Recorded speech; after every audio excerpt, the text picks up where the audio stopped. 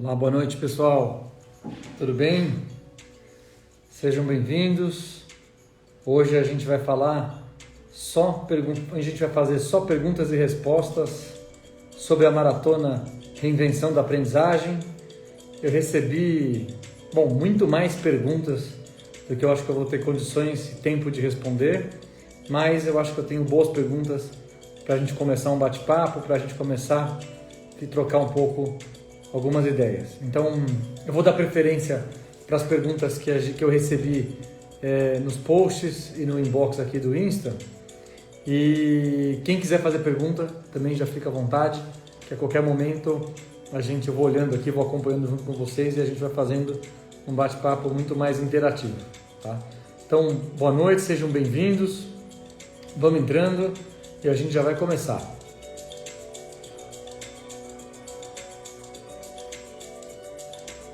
E tem pergunta, estou olhando aqui no meu iPad uma coleção de perguntas, tem bastante coisa. Vamos lá, vamos começar então. Só para relembrar, a gente fez uma maratona chamada Reinvenção da Aprendizagem, uma maratona em que eu tratei de diversos temas sobre a reeducação, a reinvenção da aprendizagem. Então, no primeiro dia, a gente comentou por que os modelos educacionais fizeram sentido no passado, e eu contei um pouco da história da educação, principalmente a parte voltada para o trabalho, por que a educação do passado fez sentido, contei um pouco da história do surgimento das universidades, falei da história da educação norte-americana, entrei na história da educação brasileira, então isso foi bastante positivo para a gente entender como é que a gente chegou até aqui. Falei de várias metodologias, dei alguns exemplos. Segundo ponto, eu falei por que não faz mais sentido, e essa lógica de não fazer mais sentido, ela está muito ligada à questão de mudança de mundo, a questão da gente estar passando por uma das maiores transformações entre os laços sociais, entre a sociedade, entre a formação das pessoas, entre a forma pela qual a gente vive, a forma pela qual a gente trabalha. Nesse segundo encontro da maratona, eu falei sobre várias lentes, várias explicações de por que o mundo está mudando. Uma das principais mudanças que eu comentei foram os modelos do professor George Forbes, quando ele compara em Terra 1 e Terra 2, separando dois mundos. Isso é o mundo moderno e o mundo pós-moderno, numa linguagem mais técnica. Mas Terra 1 e Terra 2 são muito diferentes por várias razões. São diferentes porque um é um mundo de estrutura vertical, o outro é um mundo de uma estrutura horizontal. O mundo vertical é aquele mundo padronizado, com forte hierarquia, focado, linear, um mundo progressivo, um mundo esperado, um mundo sequencial. Esse é um mundo da disciplina rígida, daquela disciplina que você nem pergunta, daquela disciplina que você segue. O mundo horizontal, por outro lado, é um mundo muito mais múltiplo, muito mais colaborativo, muito mais diverso. Ele é muito mais criativo, Ele é um mundo surpreendente. Ele é um mundo onde você tem que se arriscar mais. Em compensação, você vai ter resultados cada vez mais dinâmicos, mais inovadores, como eu comentei. Ele é o mundo da responsabilidade. Esses são dois mundos diferentes. São dois mundos que nós passamos uma transição. E isso ajuda a gente a entender por que os modelos educacionais do passado fizeram sentido no mundo do passado e por que o mundo de agora não faz mais sentido. Porque a gente, de fato, atravessa uma ruptura entre uma sociedade vertical, onde tem alguém aqui em cima te dizendo como você tem que viver, o que você tem que fazer e como será a sua educação, para um mundo horizontal, onde você tem que ser gestor e programador do seu processo de aprendizagem. Então essa é a lógica do que a gente está conversando, do que a gente está fazendo até aqui. Vamos lá, deixa eu começar com algumas perguntas, que eu acho que tem bastante coisa legal. Eu vou começar aqui com a pergunta do Gilberto Mendes.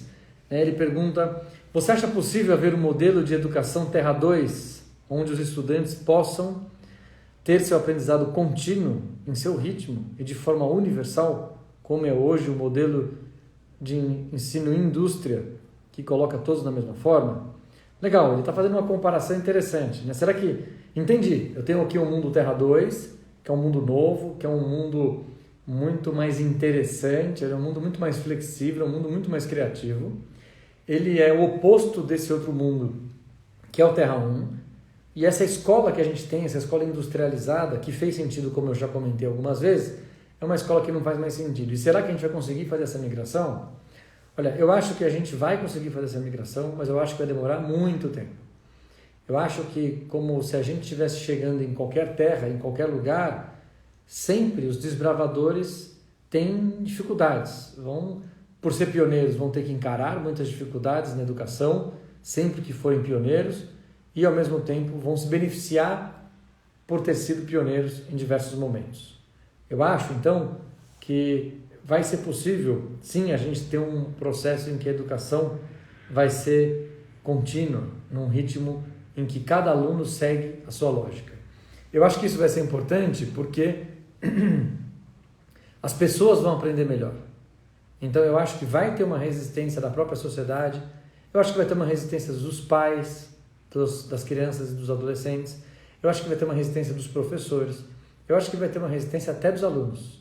Eu acho que conforme a educação é mais disruptiva, conforme uma educação mais personalizada, que entende a necessidade de cada aluno for acontecendo, eu acho que essa educação vai gerar mais engajamento, essa educação vai gerar mais resultados, e aí por isso que as próprias escolas vão começar a caminhar para esses modelos, vão começar a de fato incentivar seus professores, seus diretores, seus coordenadores, vão começar a explicar isso para os seus pais. Então, em educação não acho que as velocidades são altas, eu acho também que elas nem podem ser tão rápidas assim, acho que a gente não pode fazer mudanças tão drásticas para todos os níveis educacionais.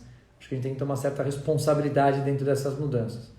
Mas eu acho que é inevitável a mudança para um novo mundo. Eu acho que a pandemia acelera isso, porque a pandemia fez as escolas que não estavam preparadas para serem digitais, para encararem o setor digital, e mesmo as escolas não estavam preparadas para serem híbridas, agora elas passam a ter que encarar essa necessidade. Então, acho que isso acelera brutalmente, né, a pandemia, o processo de levar as escolas para os novos formatos.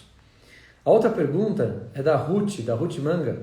Ela pergunta o seguinte: o professor que vivia antes da pandemia e tinha um pensamento e atitude centrada em Terra 1, legal, né? De novo o pessoal já com vocabulário Terra 1, Terra 2. E agora, ver-se atônico em meio a redemoinho de informação, tendo que se adaptar rápido, terá espaço em Terra 2? A grande vantagem de Terra 1 e Terra 2 é que todos nós nascemos em Terra 1, todos nós somos criados em Terra 1, todos nós somos educados em Terra 2. É mais ou menos, né? Eu gosto muito daquela comparação que eu faço, que é como se a gente tivesse agora, antecipando a chegada da energia elétrica, fazendo uma comparação mais em tecnologia.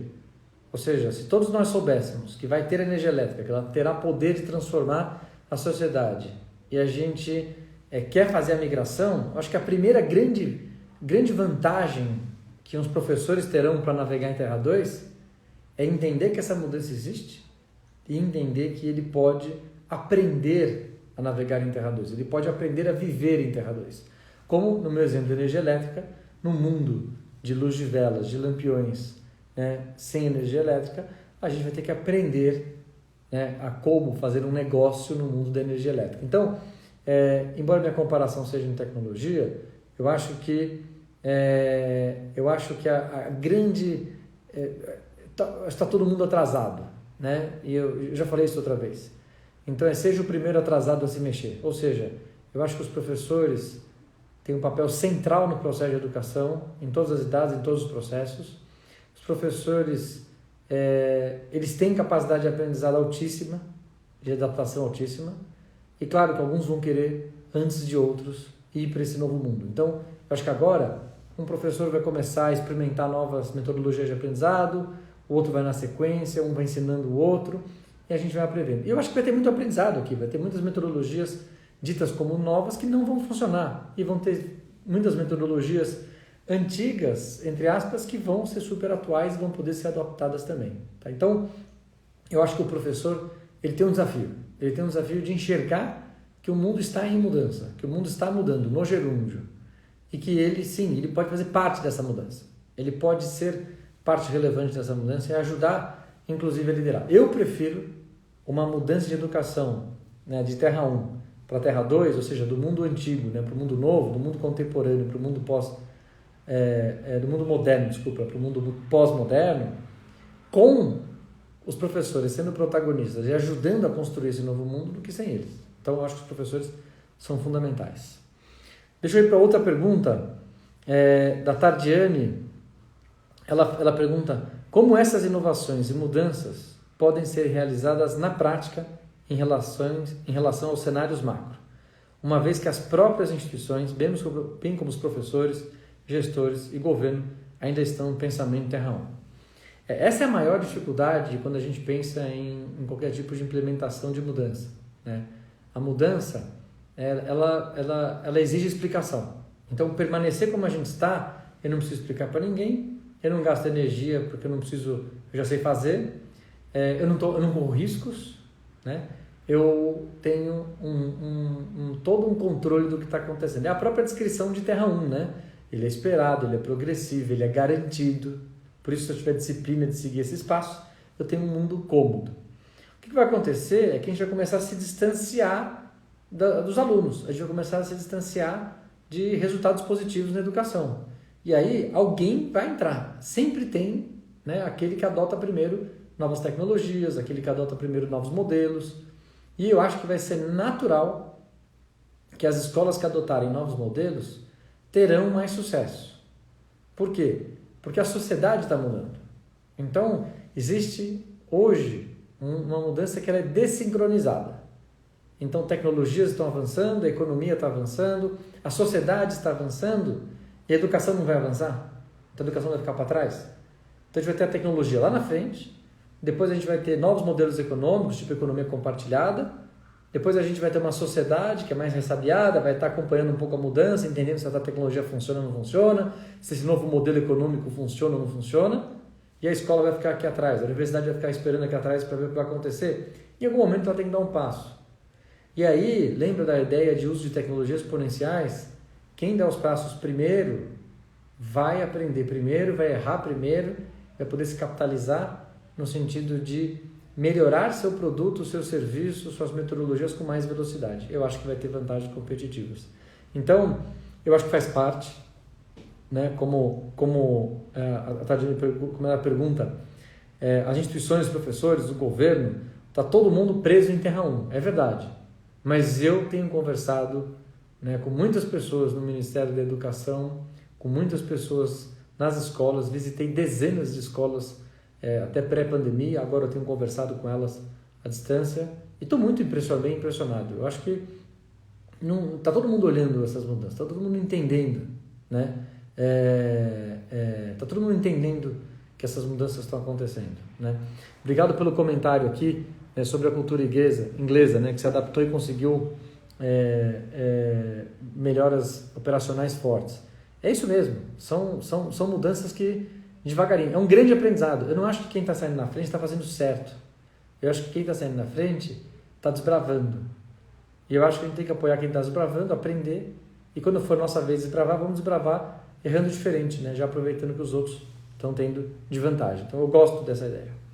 A Ana Deli fez uma outra pergunta. Como adequar essa nova educação ao ensino médio?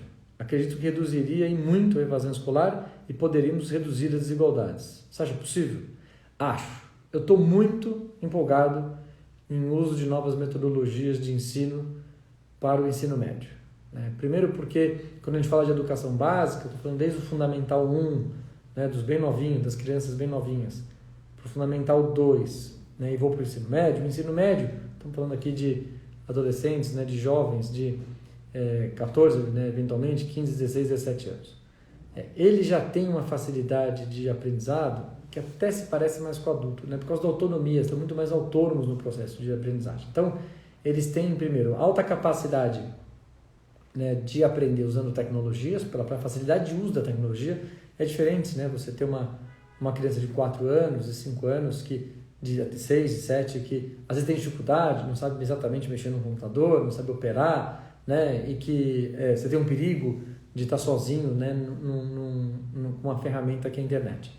Então, quando a gente vai, né, para um grupo de estudantes de 15, 16, 17 anos, eu gosto muito, né, da ideia, né, de usar novos modelos educacionais no ensino médio. O que eu mais gosto no ensino médio seria a gente começar a introduzir um pouquinho da sala de aula invertida. Ou seja, o que a gente faz em sala, a gente faz em casa, o que a gente faz em casa, a gente faz em sala. Então, ter uma aula, né, de português, matemática, química, física e biologia expositiva, né, e entregar o aluno, né, lição de casa, atolar o aluno de lição de casa, eu acho que faz menos sentido. Eu acho que a gente poderia fazer esse aluno usar o tempo dele em casa para assistir às videoaulas, para fazer leituras prévias, para fazer exercícios, para ele começar a ter mais interação com aquele conhecimento. E aí ele vai para a sala de aula para resolver exercícios mais complexos. Ele pode resolver problemas mais inteligentes, problemas reais. E outra, ele pode colaborar junto com seus colegas. Então eu acho que aqui tem um ponto interessante, só nesse. Eu não acho que não precisa fazer um ensino híbrido, totalmente híbrido, né, que o aluno não vai mais para a aula. Né? Não vamos ser radical. Vamos começar a colocar uma carga de híbrido, vamos começar a colocar uma carga de online, digital, né, para começar a inverter um pouquinho esse processo. Testem algumas disciplinas. Conversando com algumas escolas, eu já vi muitas escolas, várias, que estão tendo resultados positivos, principalmente em matérias de exatas, tipo física e matemática, ou seja, resultados melhores nos alunos durante a pandemia do que no pré-pandemia, comparando com anos passados, com turmas com o mesmo conteúdo, fazendo as mesmas avaliações. Ou seja, é interessante isso. Então, eu acho que aqui a gente tem uma oportunidade. Cada aluno aprende na sua velocidade, repete ou passa para frente o vídeo, assiste na velocidade 2, faz os exercícios primeiros, começa a ter leitura, começa a interagir com a matéria, ou seja, vai aprendendo de uma forma mais personalizada e conforme a potência da tecnologia, né?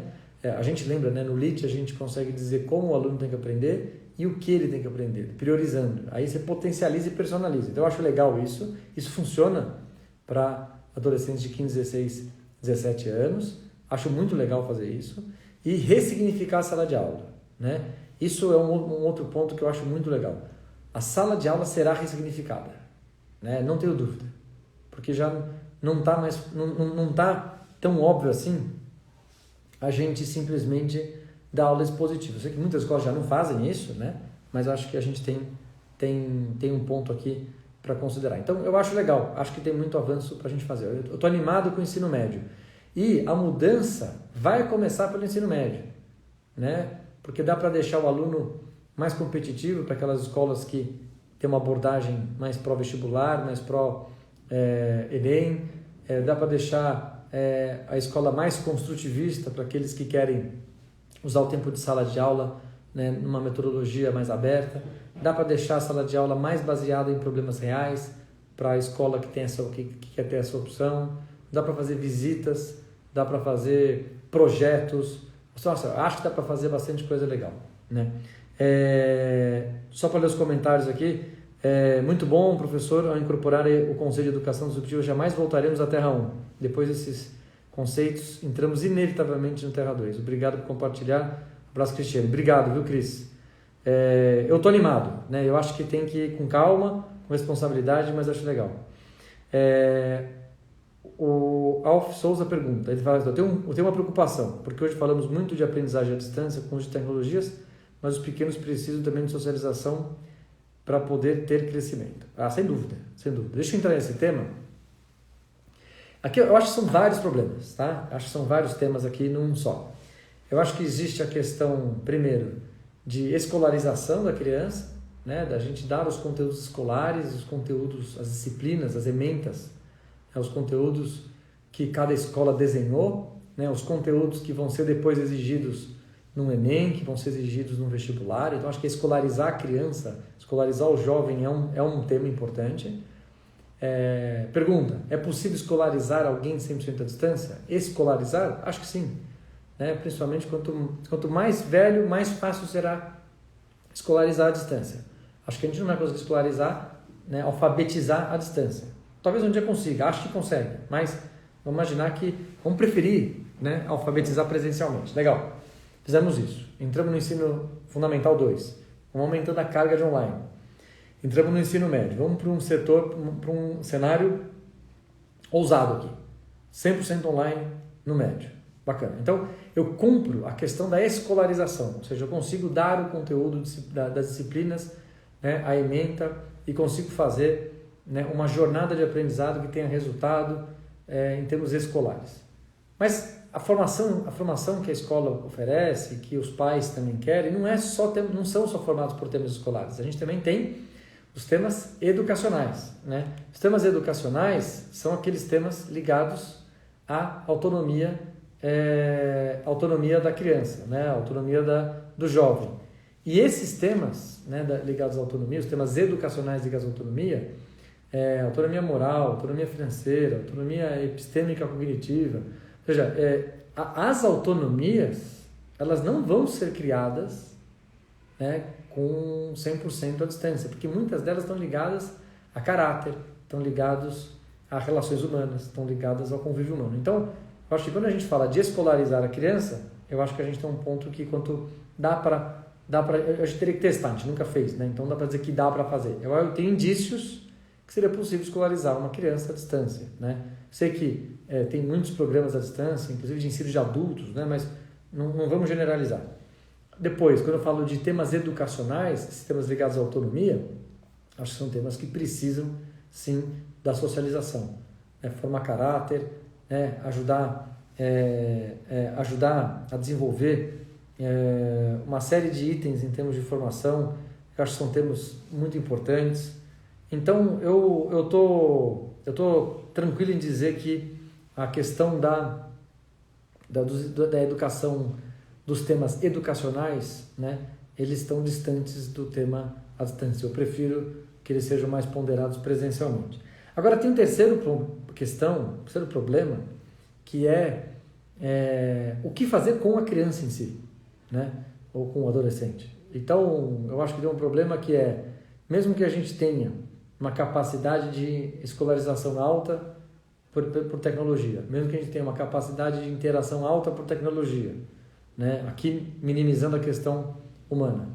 Tá bom, e o que a gente faz com a criança? Né? A criança fica em casa sozinha o dia inteiro, sem ver ninguém, porque a sua família, independente da formação, trabalha, né, e não está em casa, né, imaginando tempos fora de pandemia. Então, a escola ainda tem esse papel, né?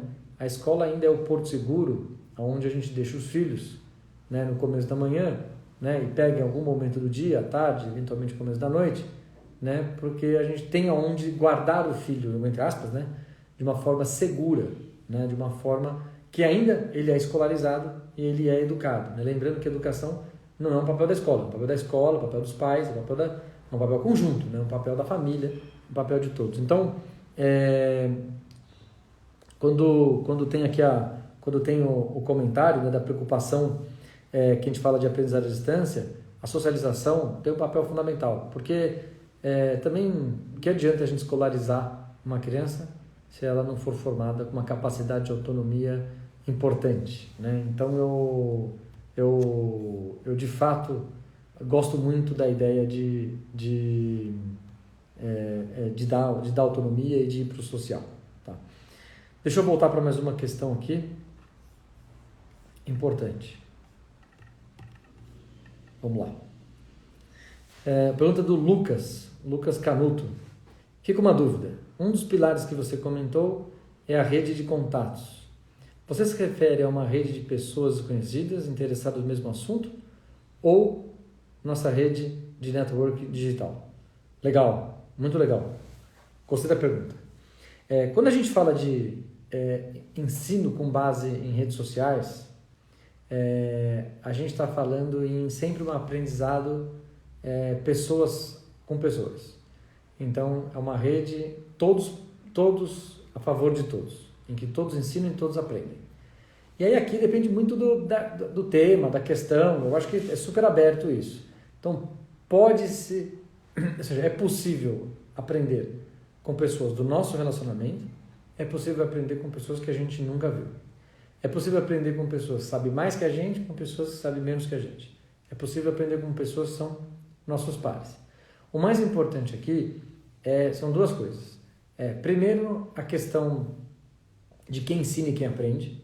Então, naquela relação de que ensinar é uma ótima forma de aprender.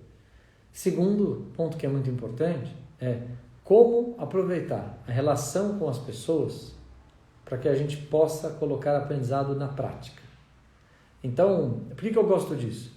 Eu gosto disso porque a gente pode, né, no LIT tem grupos de discussão, eu posso entrar num grupo ou formar um grupo, né, e isso pode ser feito numa rede social, e a gente pode falar, vamos discutir sobre tal coisa. Então a gente escolhe um tema e a gente vai discutir sobre esse tema.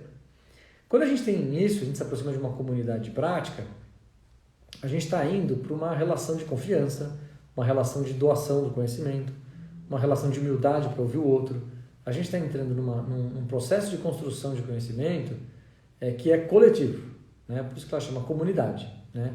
No caso da comunidade de práticas, né, tenta tangibilizar assuntos aplicados à prática. Então é legal porque você tem uma relação colaborativa, uma relação em que no momento eu estou ensinando, no outro momento eu estou aprendendo, né? Então esse processo de aprendizado ele é muito forte, né? Eu gosto muito disso, né? Eu acho que tem muito aprendizado. E então você tem resumindo, né? Eu acho que tem um ganho com relação a quem ensina e quem aprende, que eu acho muito importante, e a outra questão, levar o conhecimento para a prática. Então vamos trabalhar um pouco essa questão de conhecimento para a prática. Não é tão elementar se levar conhecimento para a prática. Algumas pessoas têm mais facilidade. Então vou dar um exemplo bem simples. Você tem um curso lá de juros simples, juro composto, matemática financeira. Juro simples, juro composto é potência, né? Matéria de sexta série, sétima série. Então é um conhecimento que não é difícil, ele não é um conhecimento sofisticado. Aí aprendemos as fórmulas de juros simples, as fórmulas de juros composto, aprendemos a calcular no HP, eventualmente no Excel, tá bom. E agora você tem um caso real. Você precisa calcular o desconto, a taxa de desconto de um cheque, de uma duplicata, uma operação financeira, por exemplo. Muitas pessoas têm dificuldade de aplicar o conhecimento para a prática, né? Eu acho isso natural.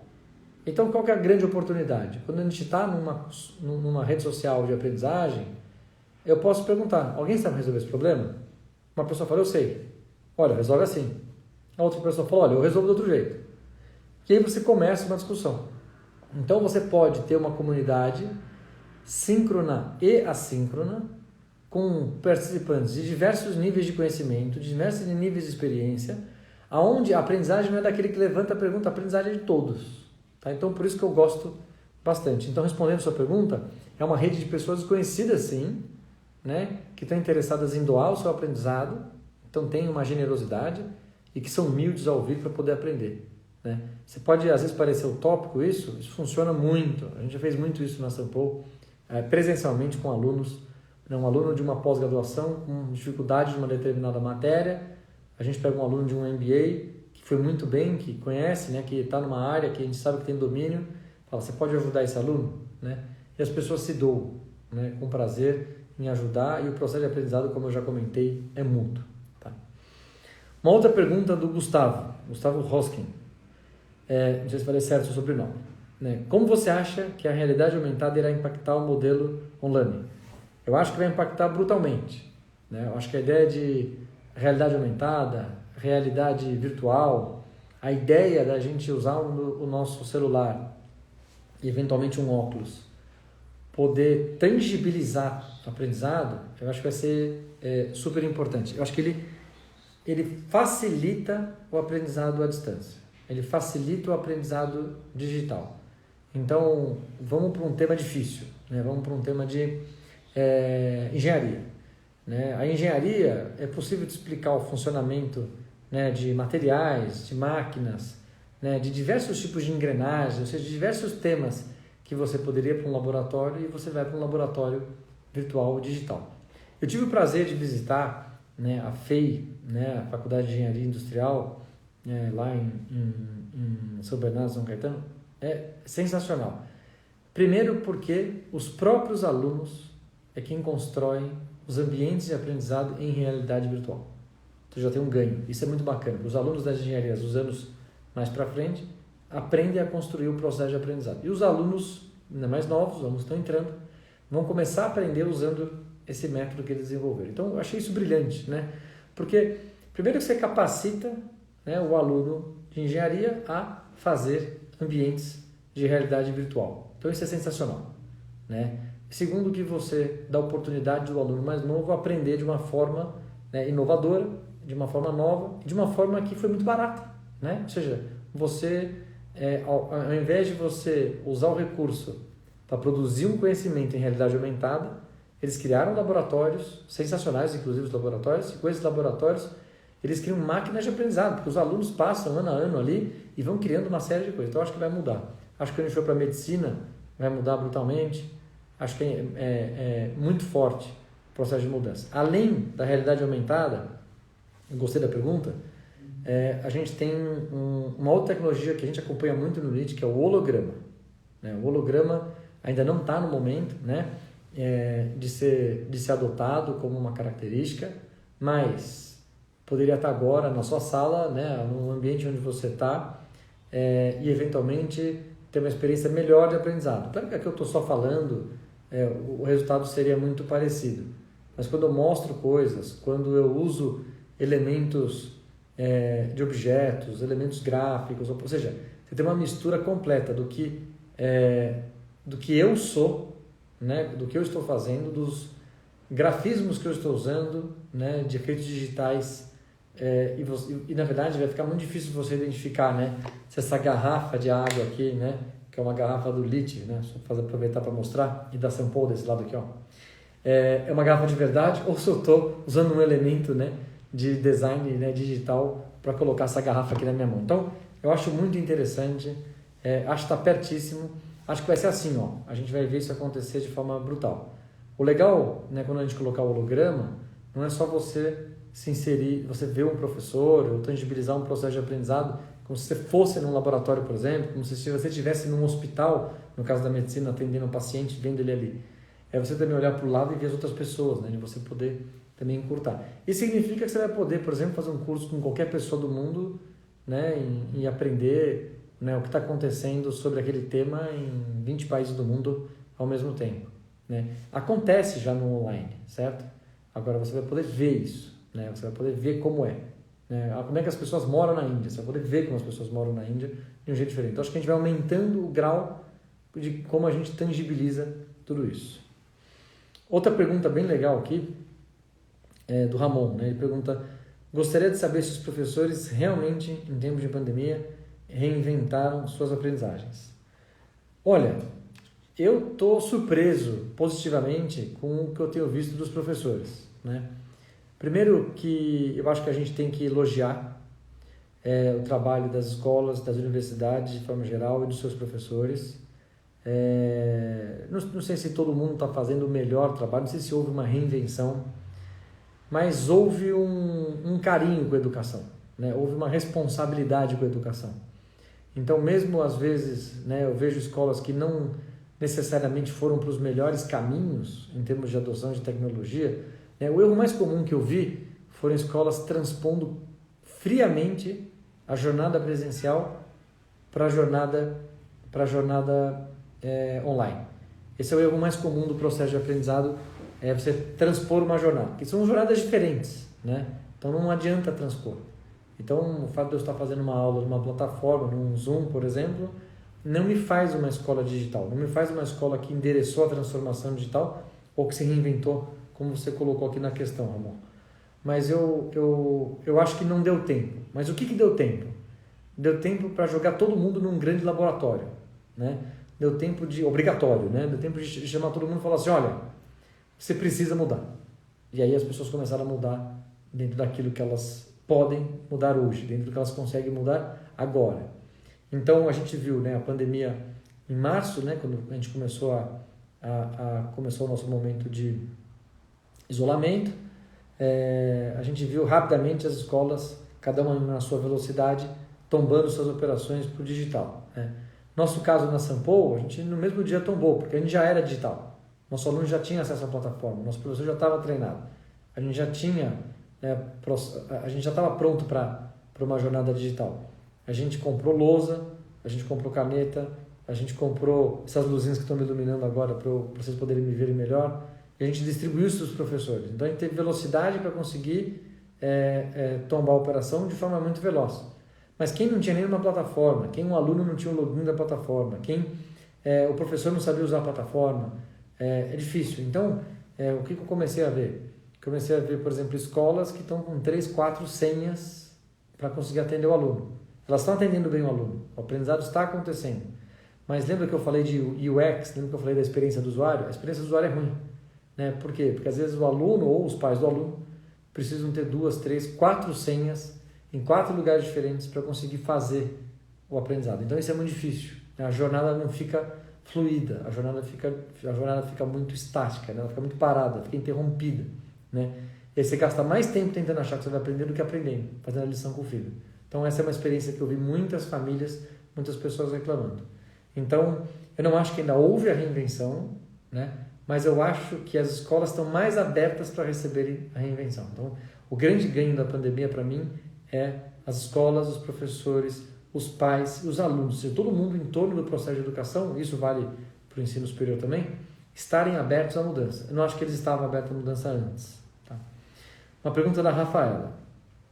Como introduzir uma educação inovadora no cenário de uma educação centrada no modelo de Terra 1? Né? O professor tem que ensinar o que está no currículo e seguir o manual de instruções de como deve ser ensinado.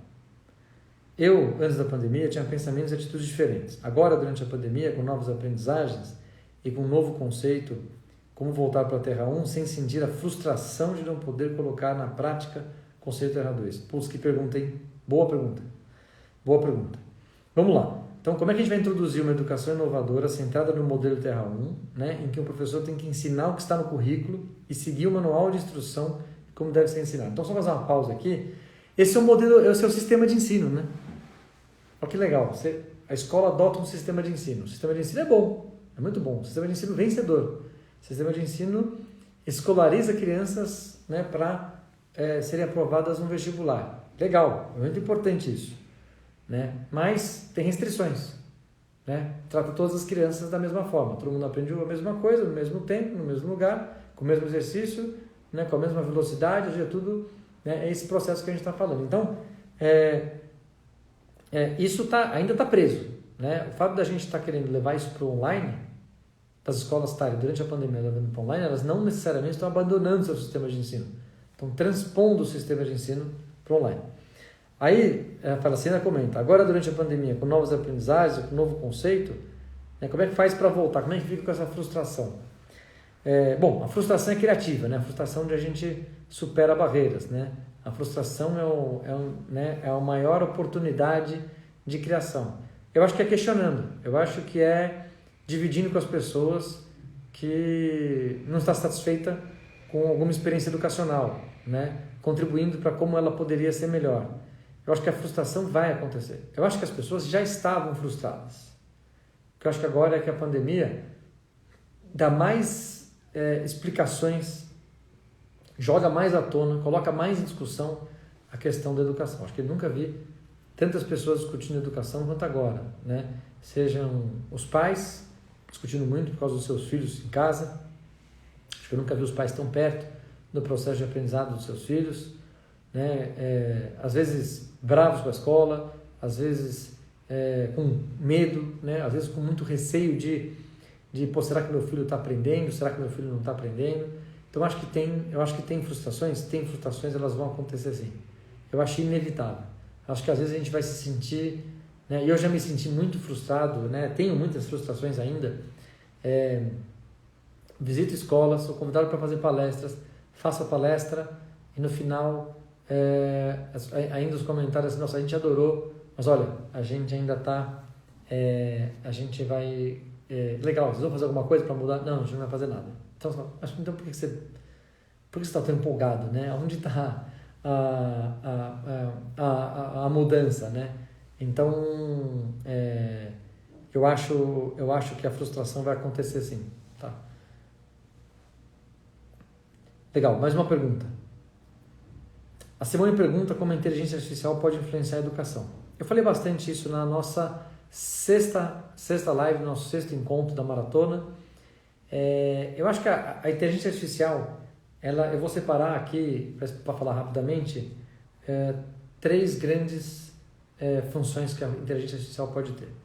A primeira são aplicações em partes específicas do processo de aprendizagem. Então, relembrando só o que a gente fez, né, no LIT, a gente usa inteligência artificial para ajudar o aluno a eliminar conteúdos que ele já sabe, que ele tem domínio, fazendo, né, voltando esse aluno a se engajar no conhecimento que ele não tem. Então, esse é um uso específico, por exemplo. Outro uso específico, usar a inteligência artificial para detectar traços de personalidade do aluno. E com base nesses traços de personalidade, né, a gente poder reordenar a plataforma para uma aprendizagem que faça mais sentido para esta personalidade. Lembrando que a gente aprende pelos nossos sentidos, que são traduzidos em verbos: ler, escrever, ouvir, assistir, discutir. A grande pergunta é: qual é o seu melhor verbo? Então, pelos traços de personalidade, a gente consegue ter uma inferência de qual deve ser o seu melhor verbo. Aí a gente ajusta a plataforma para ela ficar boa para você nesse sentido. Então, esses usos de tecnologias de inteligência artificial em partes do aprendizado é uma forma de influenciar. A segunda forma é fazendo, né, um professor. Né? Foi o que a gente fez, chama Paul, nosso professor, né, por causa do nome da São Paulo, nome da escola. No fundo, o que a gente quis caracterizar com o nome Paul é simplesmente ninguém sabe tudo, né? E a escola também não sabe tudo, mas a escola, com a soma dos seus professores, sabe muito, né? E a escola poderia somar seus professores no nome da própria escola. Então, por isso que foi Paul, né? O nome do robô, entre aspas, de inteligência artificial. Eu acho esse uso um uso sensacional. Eu acho que é embrionário. A gente começou a desenvolver, a gente começou a ensinar diversos temas, as pessoas fazem perguntas, as dúvidas não respondidas, a gente, né, incorpora isso dentro do Paul, o Paul consegue melhorar suas respostas, e é um processo de criação conjunta e que as pessoas que usam colaboram muito para o Paul ficar cada vez melhor. Então, eu gosto bastante disso, né? Eu gosto muito dessa lógica, porque você tem um professor 24 horas por dia, 7 dias por semana, porque você vai entrar numa reunião, você pega seu celular e fala: Paul, o que é tal coisa? Paul, como é que faz tal coisa? Ou seja, eu acho que são coisas interessantes, tá? Eu acho que são coisas... esse professor seria muito legal. Assim, meu sonho, tá? Sonhar não custa nada, né? Meu sonho, ainda não transformei em meta, né? Porque meta tem data, né? Mas meu sonho é ensinar português para o Paul, né? Eu sempre tive em mim que se a gente ensinasse português e matemática para todos os brasileiros, a gente chegaria muito mais longe como nação. E pesquisando, né, eu vi que 80% dos erros de matemática são porque as pessoas, as crianças, os jovens, não sabem português. Então, se a gente conseguisse ensinar português para o Paul e o Paul pudesse conversar com as pessoas e ensinando devagarinho português para crianças, para jovens, para adolescentes, para professores que queiram se recapacitar, né, para professores, para gestores, ou seja, para adultos, a gente poderia ir melhorando cada vez mais a formação das pessoas, né, gotinha por gotinha. Eu acho legal isso, tá? E a terceira uso de inteligência artificial são os dados, né? Aquela ideia de tratar os dados, aquela ideia de usar a inteligência artificial para tratar os dados estatisticamente de um jeito que só a inteligência artificial consegue, enxergando aquilo que só a inteligência artificial consegue. Isso vai fazer a gente ter dados cada vez mais profundos, mais importantes, para que a gente possa personalizar ainda mais o processo de aprendizado. E aqui o grande ponto é como fazer as pessoas aprenderem mais, melhor e mais rápido. Essa é a grande lógica de usar a inteligência artificial. Não tem nada a ver com substituir humanos em sala de aula, tirar cargo de professor, não tem nada a ver isso. Lembra que quem ensina o Paul são os professores. A gente está dando, na verdade, a gente está lotando a agenda do professor de trabalho. O professor antes escreveu o livro, agora o professor vai pegar esse livro e vai ensinar esse livro para o Paul. Ou seja, acho que a lógica toda acontece, né, dentro disso. Então, acho que a inteligência artificial pode transformar dessa forma. Uma outra pergunta. O Leonardo Hipólito, ele pergunta, ele fala: ótimo conteúdo, obrigado, Leonardo. Mas ainda fiquei na dúvida sobre a teoria da estratégia disruptiva e como se aplica nos dias de hoje. A sua dúvida é super normal, tá? Eu li o livro 3 vezes do professor Clayton Christensen, e sempre que eu leio eu aprendo uma coisa nova, tá? Demorou para cair a ficha para mim do que era a teoria. Basicamente, a estratégia disruptiva, ela está em transformar algo que é caro, que é acessível para poucos e que é complexo, né? Portanto, isso, tudo que é caro, complexo, acessível para poucos, está normalmente acessado pela pontinha da pirâmide, né? Por uma classe isolada, por um grupo isolado. Então, tudo que é caro, complexo, né, de ser usado, de difícil acesso, como eu consigo fazer isso ser acessado por pessoas que estão no meio da pirâmide e na base da pirâmide? Essa é a base da teoria do professor Clayton Christensen. O exemplo que eu gosto de dar, que o professor Christensen dava e que eu gosto de dar, é o exemplo da computação.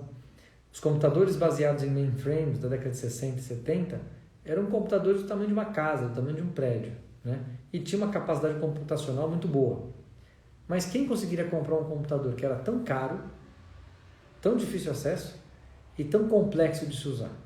Praticamente só as grandes empresas, grandes bancos. Então você tem um produto que está aqui em cima. Como é que eu faço a disrupção disso? Por isso que chama estratégia disruptiva. Como é que eu quebro essa lógica, né? Como é que eu vou interromper, né, essa ideia da disrupção? Eu vou ter que inventar um computador que seja mais fácil de usar, mais barato e que, portanto, vai ser acessível para mais pessoas aqui. Aí eles inventam um computador pessoal, né? Esse computador pessoal, ele era difícil também, ele não era tão fácil de usar, mas ele era muito mais fácil de usar, ele era muito mais barato, então ele era muito mais acessível. Então você sai de um produto de $2 milhões, que é um computador baseado em mainframe, para um personal computer, né, o computador pessoal, o PC, né, que é um computador de $2 mil, né? Mas mesmo assim, um computador de $2 mil, você tinha que aprender a programação, você tinha que, né, aprender a ligar o computador, aprender a desligar o computador, não era tão elementar assim. Como é que eu faço a disrupção do computador? Com os smartphones. Nossos smartphones, você está usando agora, eu também, eles são potentes como um computador e são muito mais fáceis de usar, muito mais baratos de usar. Por $200 você tem acesso a um. Então, isso é a base da teoria da disrupção. Então, da inovação disruptiva. Então, tudo que você conseguir fazer que saia de caro, complexo, difícil acesso, para o contrário, barato, fácil acesso e acessível, você está fazendo uma disrupção. Tá? Essa que é a lógica. O que eu proponho em educação é que as melhores práticas de pedagogia e andragogia, as melhores práticas de aprendizagem ao longo da vida e as melhores práticas de eutagogia, né? Ou seja, a ideia de o aluno ser gestor e programador do seu processo de aprendizado, essas três práticas são diferenciais de educação, elas não podem ser caras, limitadas a poucas pessoas e de difícil compreensão, de difícil adoção. A gente tem que pegar isso e trazer para o meio e para a base da pirâmide. Ou seja, como é que a gente faz o Brasil inteiro ter aprendizagem ao longo da vida? Ter acesso às melhores práticas de aprendizado pelas metodologias de pedagogia e andragogia. E como é que a gente transforma cada brasileiro numa pessoa que é gestora e programadora do seu processo de aprendizado. Então, esses conceitos eles vão chegar no processo de aprendizado, mas se eles chegarem só nas melhores escolas, só nas melhores escolas, né? É difícil dizer o que é a melhor escola, mas as escolas mais preparadas, nas famílias com mais atenção ao processo de aprendizado, nas pessoas que têm mais condições financeiras para pagar melhores escolas, para conseguir...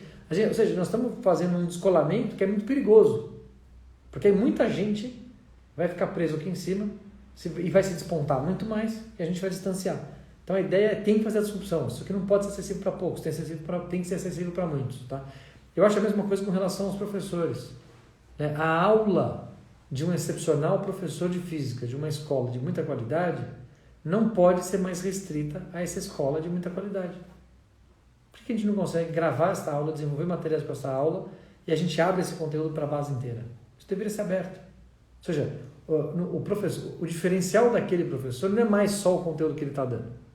O diferencial que ele está dando é o conteúdo que ele está dando, é a forma pela qual ele explica, é o exemplo bem colocado, é a piada no lugar certo para aumentar o engajamento. Ou seja, é a arte de ensinar. Legal, eu acho isso legal. Mas depois da arte de ensinar, tem a arte de interagir com o aluno, fazer o aluno ser protagonista, fazer o aluno resolver problema. Então, como ideia, será que parte... Eu não posso colocar 50 milhões de alunos na melhor escola da cidade onde você está. Não dá para fazer isso, é inviável. Mas a gente pode levar as melhores explicações das melhores escolas onde você está para o Brasil inteiro. Isso é possível fazer. Né? E depois deixar cada professor desenvolver a sua própria metodologia dentro da sala de aula. Por isso que eu acho que a gente tem que reinventar a sala de aula. Tá? Essa é um pouco da ideia. Deixei para mais uma pergunta aqui, pergunta da Poli Costa. Como avaliar e analisar se o conhecimento foi adquirido? O que acha das avaliações em forma de quiz? Eu acho que a melhor forma de avaliar é avaliar se a pessoa consegue resolver um problema real. Isso é a melhor metodologia, ou seja, eu te dou uma teoria, a teoria entra na tua cabeça. Eu te dou um problema, você pega essa teoria e aplica resolvendo um problema real. Se você conseguir resolver o problema real, a gente fala que você tem a competência, certo? Você tem o conhecimento, você tem a habilidade e você tem a atitude. Né? Então, eu sei resolver esse problema. Né? Ou seja, eu tenho um conhecimento para resolver o problema. Eu tenho habilidade para resolver o problema. Eu tenho a atitude que eu fui lá e resolvi o problema. Então, é legal isso, porque essa é a melhor forma de validar um conhecimento. Eu gosto da ideia dos quizzes, né? Principalmente no formato de educação à distância, porque dá dinamismo. Né? É importante, você está lá, às vezes, preso numa tela, explode uma pergunta, uma interação. E aí, eu acho que assim, a variedade de metodologias é o que dá riqueza nessa forma digital. Então, se a gente pudesse, por exemplo, se a gente pudesse ter perguntas, se a gente pudesse ter vídeos, ter filmes, ter videografismos, se a gente pudesse ter interações de formas diferentes ao longo de alguns minutos, isso faria com que a gente tivesse bastante engajamento. Então, eu gosto do quiz, acho que o quiz é importante, não é um diferencial brutal, né? Mas acho que ele tem seu papel, ele tem seu valor, tá? E eu gosto muito da avaliação por competência, por exemplo, para você ver se a pessoa consegue resolver o problema. Acho que a capacidade de resolução para um problema é a capacidade de unir os pontos, né? A capacidade de ter confiança em resolver, a capacidade de ter autoconfiança para expor a ideia. Eu acho bem legal, né? Eu vi colocaram aqui, né, quiz igual a gamificado. Gamificação é legal, gamificação aumenta o engajamento, bem bacana. Dá para fazer muita coisa usando gamificação, está cada vez melhor, né? Cada vez mais com elementos gráficos mais bacanas, não só a gamificação no sentido de videogame, né? Mas a ideia do desafio, a ideia de engajamento, a ideia de lógica, a ideia de premiação, a ideia de, desde você ter um avatarzinho até você ganhar pontos de experiência. Eu gosto, eu acho bem interessante. Deixa eu ver alguns outros. Você colocou aqui, quiz gamificado. Quiz gamificado é bem legal. Tem um negócio, por exemplo, que a gente criou que chama Thunder Questions, né? Que é a pergunta trovão, por exemplo, que é um quiz gamificado, né? Então você está numa plataforma, explode tipo um raio assim, né? Um trovão, ele explode, pergunta tal. E aí quem responder aquela pergunta primeiro na plataforma ganha assim um volume absurdo de pontos na plataforma, né? E conforme você tem pontos na plataforma, você vai virando um aluno top aluno silver, um aluno top aluno gold, né? Você vai ganhando. Então, acho que é isso que você está comentando. Acho bem legal isso daqui. Deixa eu ver se tem alguma pergunta aqui para endereçar antes de eu ir para outras aqui. Negócio de português e matemática é bem legal, né? Eu acho que a gente tem bastante comentário sobre a questão do português e matemática, né? Se a gente conseguisse ensinar. Eu acho também, no final a gente teria ganhos assim. Deixa eu deixar no YouTube o meu negócio aqui. Pronto, melhorou. Eu acho que ficaria muito, muito interessante, né? De forma geral, amarrando um pouco aqui de tudo que a gente está falando, né? Tem mais uma pergunta aqui, Juba, acabou de chegar. Você acredita, da Tainá Nogueira, você acredita que os métodos de avaliação também devem ser ressignificados? Eu acho também. Acho sim. Eu gosto da ideia de uma... Assim, isso passa muito por eliminar aquele processo de avaliação dolorido, né? Você fica 2 meses tendo aula, né? Entre aspas, para ir depois para uma prova, né? Aquela batalha da prova e tal. Não que eu ache ruim você fazer a prova, ser exposto a um processo de pressão. Acho que isso engrandece também, acho que é importante. A gente não precisa diminuir a questão de expor. Eu acho que existe a grandeza de se ensinar a responsabilidade, de assumir um compromisso, que é estar preparado para um desafio, né? Que é um compromisso assumido, né, pelo aluno. Acho importante, mas eu acho que a aprendizagem mais rica é quando a gente consegue ter um feedback instantâneo. Esse feedback instantâneo é muito legal. Então, quando a gente, assim, o itinerário de aprendizado, ele é um itinerário que como cada um tem uma velocidade, cada um tem uma forma de fazer, cada um tem uma capacidade, se a gente pudesse ajudar essa pessoa a ir para o próximo passo a cada momento, seria legal. Então, quando a gente coloca um processo de avaliação, né, bem fluido, né, um processo de avaliação baseado em multimetodologias, em que a gente consegue fazer pequenas correções de rotas a qualquer momento, eu acho que o aluno recebe uma devolutiva e melhora, né? E eu acho que a gente acaba testando mais a capacidade do aluno de aprender e de seguir uma jornada de aprendizado crescente do que se a gente vai ver se esse aluno acertou ou errou alguma coisa, né? Na prática, quando a gente vai para a vida, né, o que a gente é exposto? A gente é exposto a problemas, né, em que a gente precisa ter autoconfiança para resolver o problema, a gente tem que ter capacidade de se relacionar com as outras pessoas para entender que a gente faz parte de um meio, que a gente está numa sociedade, que a gente está numa comunidade, que a gente está num grupo. Então eu tenho que ter capacidade de me comunicar, de me relacionar, de convencer, de ser convencido, né, de ter opinião, de mudar de opinião, de perguntar, de ser perguntado. Então, e eu tenho a possibilidade, no fundo, de consultar, de ter fontes de dados e de rever a fórmula de determinada coisa. Então, eu acho que a avaliação tem que ser, sim, ressignificada. Tem muita coisa para fazer na avaliação. E, de novo, eu não acho que a gente precisa ir para mudanças drásticas, né, rompendo, porque, no final das contas, a FUVEST vai ser do mesmo jeito no final do ano, né, e o ciclo de 15 anos de dedicação da escola é avaliado, né, em 4 horas de prova. Então, no final das contas, que eu acho que também até o vestibular vai acabar, vai mudar.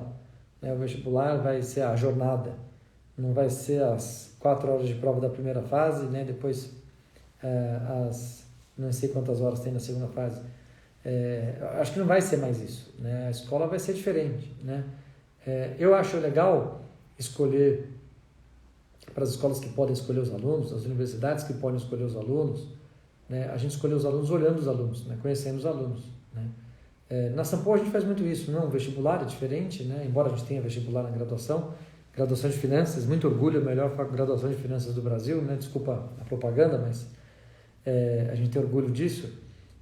O legal é você dar a oportunidade para a pessoa aprender, né? No nosso caso, que é ensino de adultos, educação executiva, às vezes a gente tem, num processo de entrevista, quando a gente conhece um aluno que está abaixo, né? Um aluno que fala que esse cara não está com capacidade, às vezes, de entrar naquele grupo, né? E aí a gente tem 2 alternativas: a gente vai reprovar ele, falar, você não tem capacidade de estar no grupo, ou a gente vai dar um feedback verdadeiro para ele, falar, olha, você não me parece preparado para o grupo parece ser melhor que você, vamos junto nisso? Como é que a gente vai junto nisso? Você encara o desafio de entender que você vai ter que pedalar um pouco mais, remar um pouco mais, correr um pouco mais. Eu entendo que eu vou ter que te estender a mão um pouco mais e a gente vai encarar esse desenvolvimento junto. Normalmente, esses alunos se tornam excepcionais alunos ao longo do programa, né? Eu até hoje estou aqui, né, com uma pilha de certificados, né? Pilha de certificados que eu estava assinando, né? E essa turma aqui de MBA eu tive a oportunidade de dar aula, nosso MBA executivo em liderança, né? Um MBA que eu tenho muito carinho, né? E eu vi isso, né? Ver alunos se superarem, né? Vi alunos que eu falei, acho que não sei se esse cara chega no final da jornada. E você vê que você vai ressignificando a jornada como um todo e dá oportunidade para as pessoas crescerem. Então, eu acho bem legal mesmo, tá? Acho bem interessante, tá bom? Pessoal, acho que é isso, né? A gente está se aproximando aqui já do finalzinho do nosso bate-papo, né? Eu vi vários agradecimentos aqui, eu que agradeço vocês, eu que fico feliz de mais uma vez estar aqui com vocês. Eu continuo recebendo as mensagens de vocês. Agora é legal, porque eu já recebi mensagens de pessoas que compraram o livro, né, o OnLearning, já leram, já me mandaram foto, já perguntaram mais coisa, e é isso, né? O aprendizado vai acontecendo, né? Então, obrigado pela parceria ao longo desses vários dias, né? Acho que a gente aqui está fazendo uma grande comunidade, então acho que isso é importante. Vamos continuar falando de educação, tá?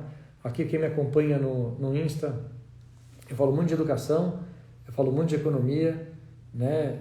Eu tento sempre trazer um olhar positivo, um olhar politicamente neutro, né? Eu acho que as colocações têm que ser apartidárias, respeitando a individualidade de cada um, né? E eu não coloco minhas opiniões políticas. Eu acho que a gente caminha melhor se a gente puder ajudar as pessoas a entenderem, a aprenderem. Cada um constrói depois a sua verdade com relação, né, às suas crenças políticas, suas preferências. Eu acho que isso faz parte.